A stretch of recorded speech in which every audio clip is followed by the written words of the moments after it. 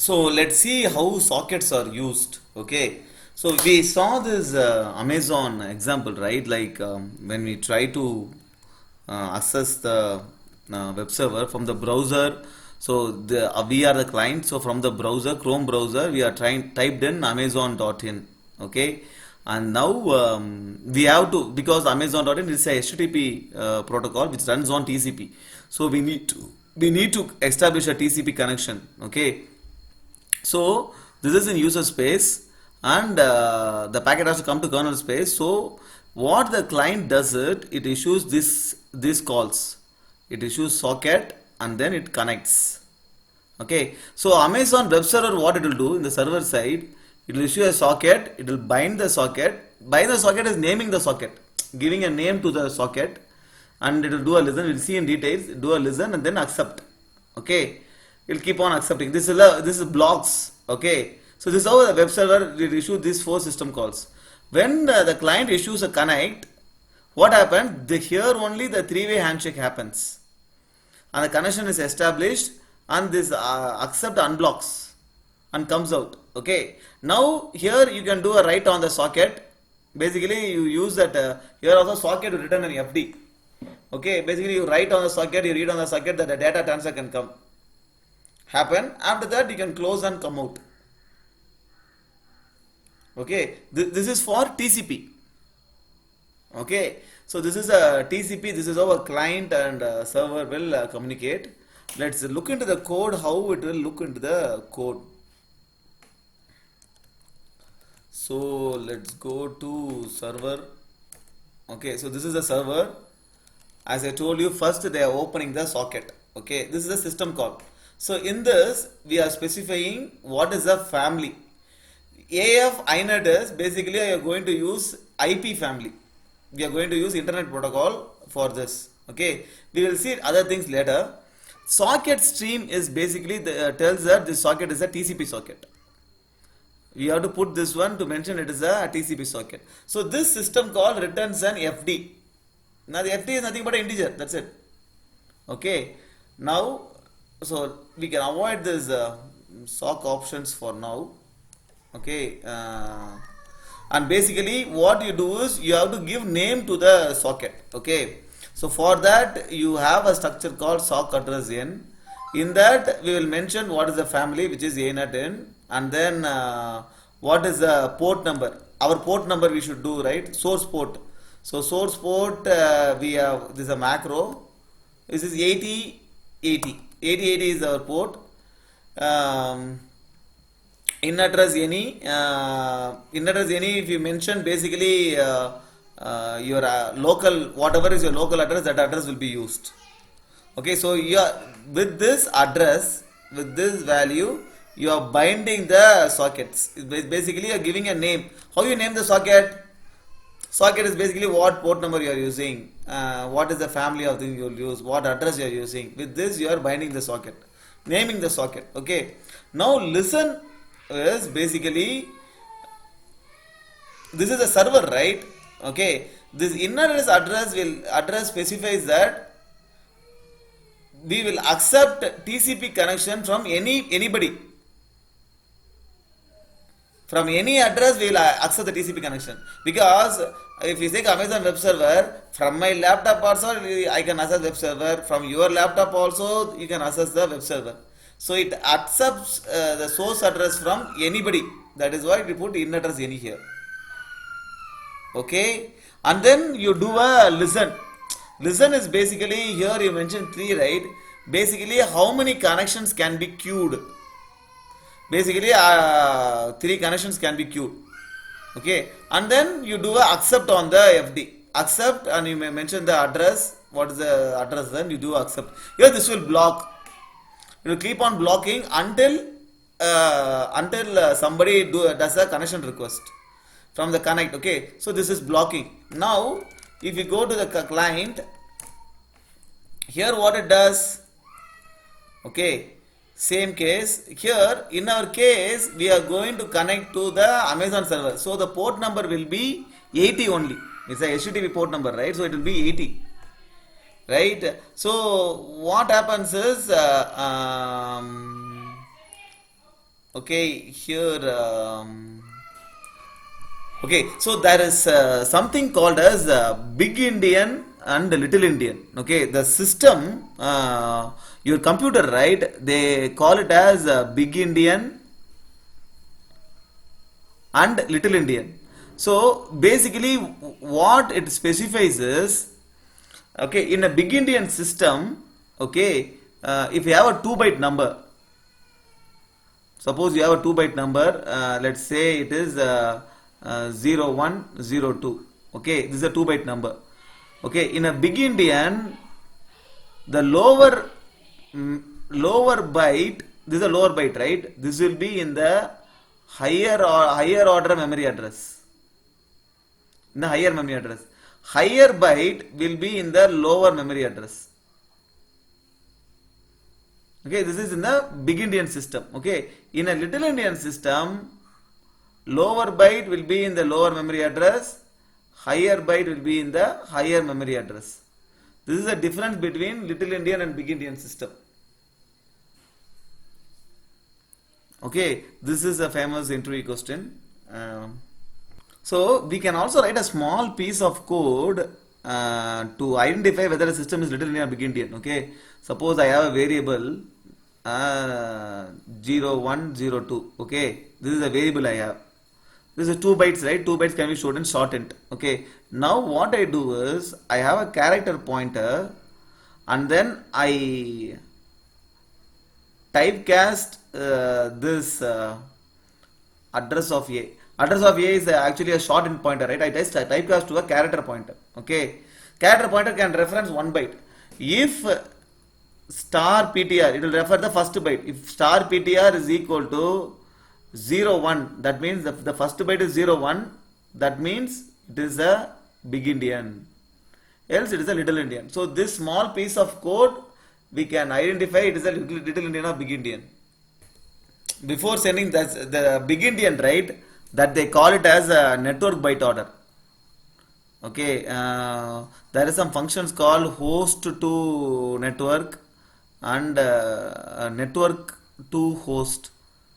This basically denotes host means it is basically a Little Indian or it depends on the system. Network byte order basically it will be a Big Indian. Like when you send over the network, right, it will be kind of the 0102. If you send over the network, it will be 0201. Like this only you will send. So how you are sending the packet over the network is network byte order. How the packet is stored in a host is host byte order. Okay. So here you are converting that to network. Okay, convert the IP address to the text to binary form. So you are converting that, and then you are doing a connect. Okay, so from the client side you are doing a connect. So when the connect when you issue a connect, what happens is in the server side. So in the server side, this accept will return. Okay, it will come out of the accept. Okay, it will return a new socket. New update will return will come out. Okay, now in the server side, what you are doing, you are reading, because client is going to send the data, right? You are reading and you have specified a buffer.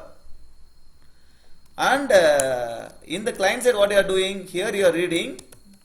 There you are sending a data. What data you are sending? See the character pointer. This data you are sending. Hello from client.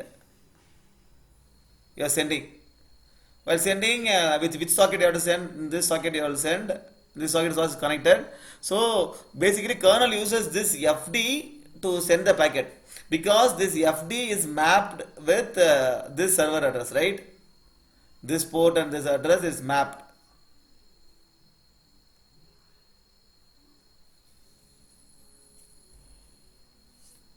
Right? Okay. So here, see, to connect to a system, you need to know IP address. You do need to know port number. Okay. So IP address is what is getting stored here.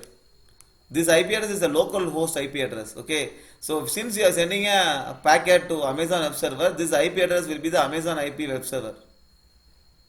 So all these details you have filled in the structure, and with the structure you have issued a connect system call. So kernel, after seeing this, now it kernel knows the connects is a system call, right? The control will come to kernel. The kernel, it from this structure, it will get the port number and the IP address. To that IP address, it will issue the three-way handshake TCP connection. Once the three-way handshake is done, okay, the accept system call will come out. Here you are doing accept system call, right? It will return. It will initially it will be blocking. Once the three-way handshake is done, it will return with the new FD. Now what you are doing? Once the connection is established, now you are calling a send system call. Send system call is a send is a system call. Now the control will come to kernel. What the kernel will see? It will see this FD. So to send this information, how it has to be sent? It has to frame the IP header. It has to frame the TCP header. The kernel has to do all these things, right, to send the packet. And then it has to frame the data. Correct? Now data is your hello message sent. In the TCP, it has to fill what? Port number, all the things it has to fill, right? How will get the port number? Using this FD. Because when you do a connect itself, what happens is, in the connect you are passing all this port information, right? The kernel made a mapping.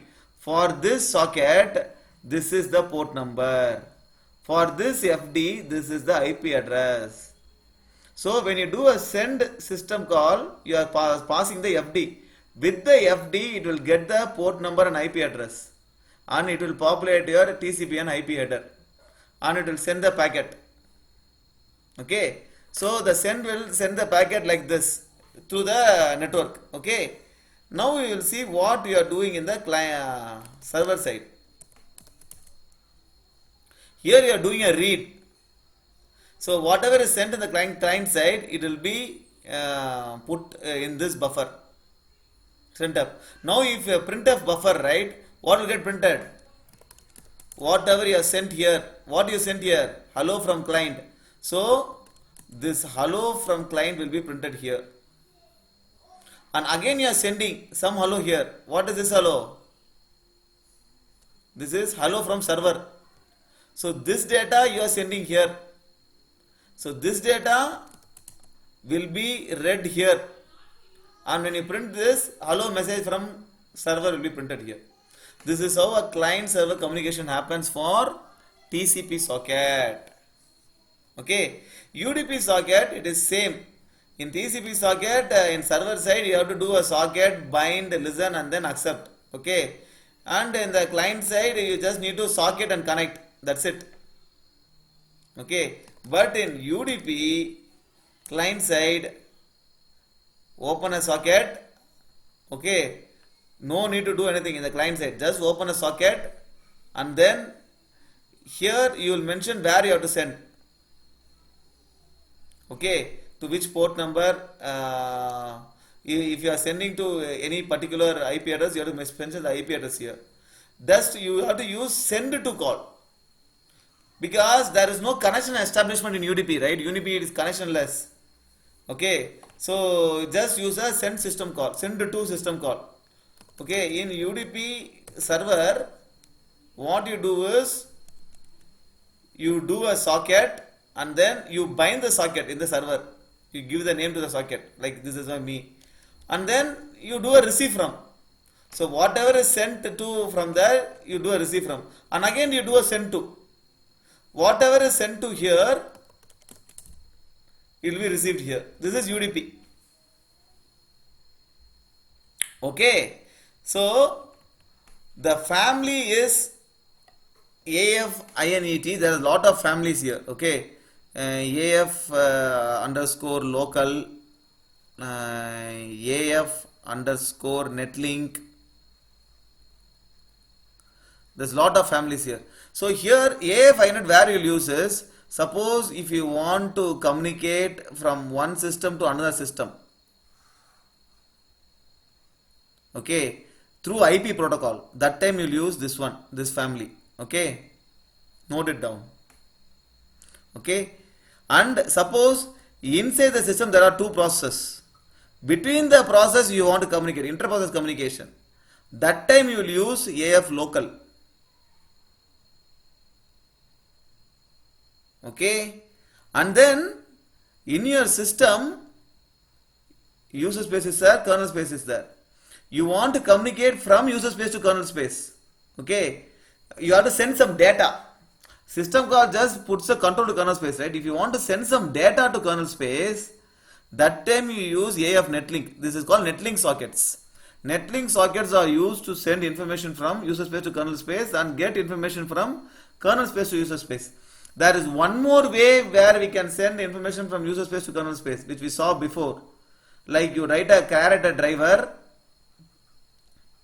and you can use ioctal system call.